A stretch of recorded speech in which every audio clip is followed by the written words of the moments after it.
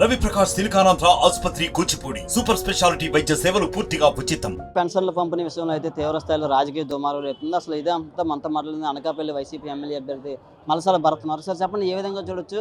ఒకప్పుడు ఇంటికి వెళ్ళే పెన్షన్ ఇప్పుడు ఎందుకు బయట వాళ్ళే సచివాలయంకి వస్తున్న పరిస్థితి ఉంది? ఇదంతా ప్రతిపక్ష పార్టీల కుట్ర. చంద్రబాబు నాయుడు గారికి అనుకూలంగా ఉన్నటువంటి సంస్థ కానీ, ఆయనకు అనుకూలంగా ఉన్నటువంటి వ్యక్తులు కానీ పిటిషన్ వేయడం వల్ల సెంట్రల్ ఎలక్షన్ కమిషన్కి పేద ప్రజలు, బడుగు బలహీన వర్గాలు, వృద్ధులు వీళ్ళందరూ కూడా చాలా ఇబ్బందులు పడుతున్నారు. వాళ్ళందరూ పెన్షన్ 1వ తారీఖున వాలంటరీ వ్యవస్థ ద్వారా వాళ్ళ ఇంటికి వెళ్ళేది 1వ తారీఖున, 5వ తారీఖున.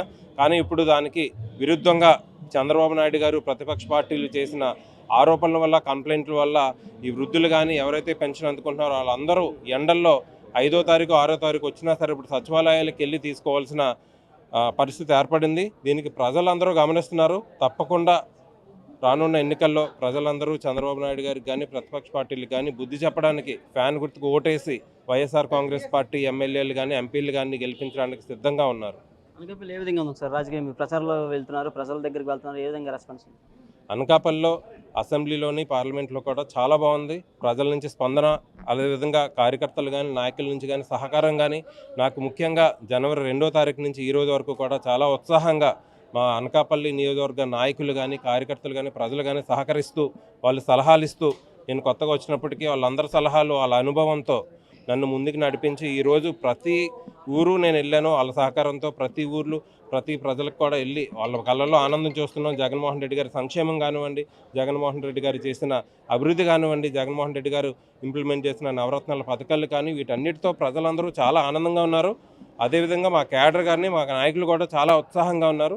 తప్పకుండా రానున్న ఎన్నికల్లో వైఎస్ఆర్ కాంగ్రెస్ పార్టీ జెండా అనకాపల్లి అసెంబ్లీలో, పార్లమెంట్లో ఎగరేస్తాం. అదేవిధంగా పార్లమెంట్ పరిధిలో ఉన్న అన్ని నియోజకవర్గాల్లోనూ కూడా ఈరోజు ఈ పెంటకోట కన్వెన్షన్ హాల్లో అనకాపల్లి పార్లమెంట్ పరిధిలో ఉన్న నాయకులందరితోని కార్యకర్తల సమావేశం ఏర్పాటు చేయడం జరిగింది. దీనికి పెద్ద ఎత్తున తరలి వచ్చి వాళ్ళందరూ వైఎస్ఆర్ కాంగ్రెస్ పార్టీకి అండగా ఉన్నామని చెప్పి చాలా పెద్ద ఎత్తున మద్దతు ఇచ్చి సుబ్బారెడ్డి గారు కూడా ఇక్కడికి రావడం జరిగింది. మంత్రి గురునాథరావు గారు, మంత్రి అమర్నాథ్ గారు కానీ వీళ్ళందరూ వచ్చి దీనికి ప్రజలు కూడా పెద్ద ఎత్తున తరలి వచ్చి మంచి స్పందన వచ్చింది. ఈ ఊపుతో అనకాపల్లిలో తప్పకుండా ఎమ్మెల్యేగా నన్ను, ఎంపీగా ముత్యాల నాయుడు గారిని గెలిపించడానికి ప్రజలు సిద్ధంగా ఉన్నారు. అనకాపల్లి రాజకీయాల్లో ఎప్పుడు ఎంపీ అంటే లోకల్ వ్యక్తి ఉంటారు. ఇప్పుడు నాన్ లోకల్ వ్యక్తి ప్రతిపక్షాల్లో చూసుకుంటే ఎక్కడ కడప నుంచి సీఎం రమేష్ గారు వచ్చిన పరిస్థితి ఏ విధంగా చూడండి? అదే వాళ్ళకి ఇక్కడ అభ్యర్థులు లేక ఎక్కడి నుంచో తెచ్చుకున్నారా, లేదంటే వాళ్ళకి అంటే డబ్బు మూటలు ఇచ్చే వాళ్ళని తెచ్చుకున్నారని ప్రజలు గమనిస్తున్నారు.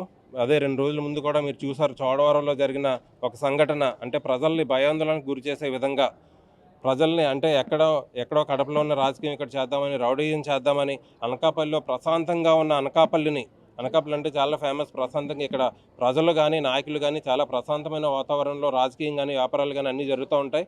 దీనికి విడ్డూరంగా ఇప్పుడు ఎక్కడి నుంచో వచ్చి ఈ విధమైన భయోందోళనకు గురి చేయడానికి చూస్తున్నారు. కాబట్టి ప్రజలు తప్పకుండా నేను ముందు చెప్పినట్టు ఫ్యాన్ గుర్తుకు ఓటేసి ఎక్కడోళ్ళు అక్కడికే పంపిస్తారు. వచ్చేది వైసీపీ ప్రభుత్వం, ఎవరు పోటీ చేసినా ఫ్యాన్ గుర్తని చెప్తున్న పరిస్థితి. వీడియో జర్నలిస్ట్ సాగర్తో నాయుడు, RTV అనకాపల్లి నుంచి. మరిన్ని వీడియోస్ కోసం ఛానల్ ని సబ్స్క్రైబ్ చేయండి. లేటెస్ట్ అప్డేట్స్ కోసం వాట్సాప్ ఛానల్ ని ఫాలో చేయండి. అండ్ లింక్ డిస్క్రిప్షన్ లో ఉంది.